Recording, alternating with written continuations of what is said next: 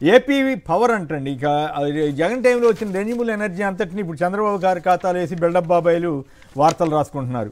ఇక పెద్దిరెడ్డి రామచంద్రారెడ్డి గారి మీద పడ్డారు. ఇక మొత్తం హామీలు ఇవన్నీ గాలికి వదిలేసి ఈనాడు వాళ్ళు ఆయనలో అడవిలో అక్రమ సామ్రాజ్యం అంటే 22 ఎకరాలు ఏదో ఆయన దాంట్లో కలిసిందంట. అసలు ప్రపంచం మునిగిపోయినట్టు పెద్ద వార్త రాశారు. వార్త రాస్తే దాంట్లో ఆధారం ఉంటే రాస్తే తప్పు కాదు.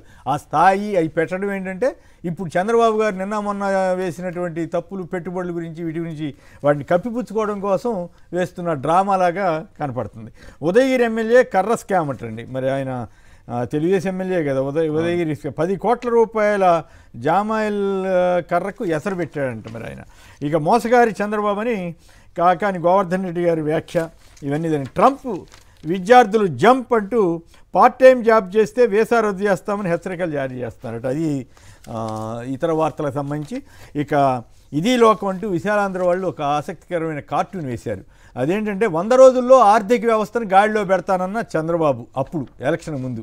ఆ తర్వాత పథకాలు అమలు చేయాలంటే చాలా భయంగా ఉంది. ఎలక్షన్ అయిన తర్వాత గవర్నమెంట్ వచ్చిన తర్వాత పరిస్థితి చాలా ఘోరంగా ఉంది. ఎక్కడ అప్పు పుట్టడం లేదు. మొన్న ఏమన్నారండి, కేంద్ర ప్రభుత్వం డబ్బులు బాగా ఇచ్చింది, వెంటిలేటర్ల నుంచి బయటకు వచ్చేసాం, అయితే ఇంకా పేషెంటే అంటూనే చెప్పారు. సో వీటిని కార్టూన్గా ఇది లోకం అని విశాలాంధ్ర వాళ్ళు వేశారు.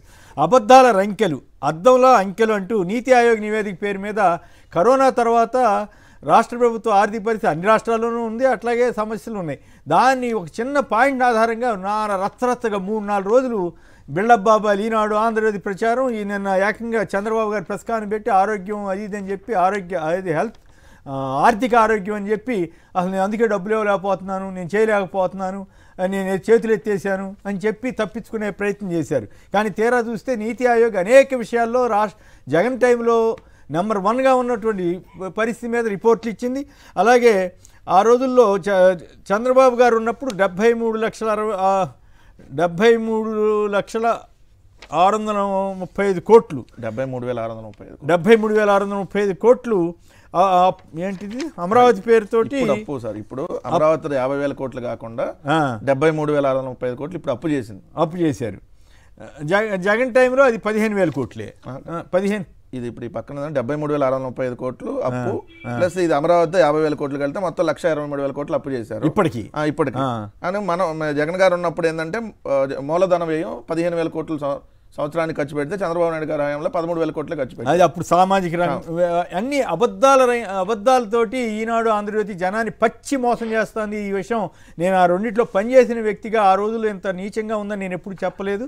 కానీ ఈ రాజకీయం అనండి, వాళ్ళ వ్యాపారాల లాభాలనండి, మరి లేకపోతే పైరువీలు అనండి, వీటన్నిటి కారణం ఏమన్నా కానీ నీచంగా జర్నలిజాన్ని తీసుకెళ్లారంటానికి ఇవన్నీ ఉదాహరణలుగా కనపడుతున్నాయి.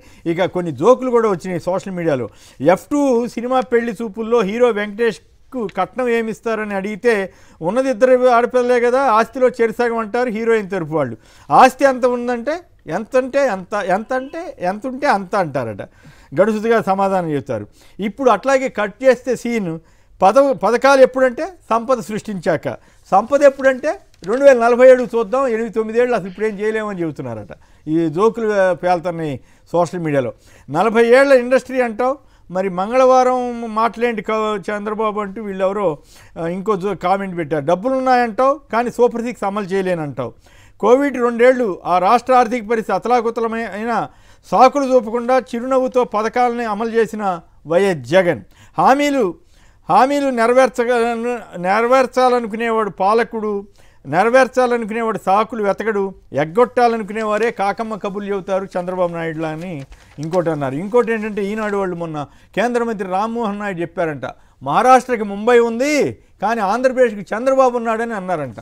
మరి మహారాష్ట్రకి ఏమో పట్నవీసి వెళ్ళి 15 లక్షల కోట్లు పెట్టుబడులు తెచ్చుకుంటే మరి ఆంధ్రప్రదేశ్లో ఉన్న చంద్రబాబు గారు ఏమో ₹1 పెట్టుబడి తెచ్చుకోకుండా వచ్చేసి మళ్ళీ పైగా అదేం మిథ్య అని కూడా చెబుతున్నారు. ఇక ఇది చాలదన్నట్టు ఏమండి అంతేనా? కాదు ఎలక్షన్ వెళ్ళటానికి ముందు, దావోస్ వెళ్ళటానికి ముందు. ఇక ఇప్పుడు తాజాగా ఏంటంటే ఎన్నికల హామీలు అన్నీ అమలు చేస్తాం, తప్పుడు ప్రచారాన్ని నమ్మొద్దని చంద్రబాబు గారు మళ్ళీ కొత్త కథ మొదలుపెట్టారు.